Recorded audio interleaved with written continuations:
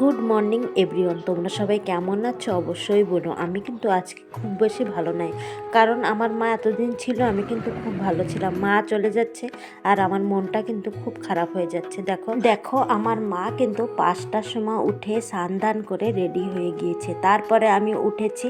এখন আমার মার জন্য আমি রুটি বানিয়ে দেব। রুটি আর চা খেয়ে কিন্তু মা বেরোবে, কারণ এতটা দূর খালি পেটে গেলে কিন্তু বমি হয়ে যাবে। আর আমি যেখানে থেকে আমার এইখান থেকে আমাদের বাড়িটা কিন্তু অনেকটাই দূরে, তার জন্য কিন্তু সকাল সকাল না বেরোলে অনেক রাত হয়ে যাবে। আর আমাদের এখান থেকে না সব টাইম মতন বাসও পাওয়া যায় না, তার জন্য কিন্তু সকাল সকাল যাওয়া পড়ে।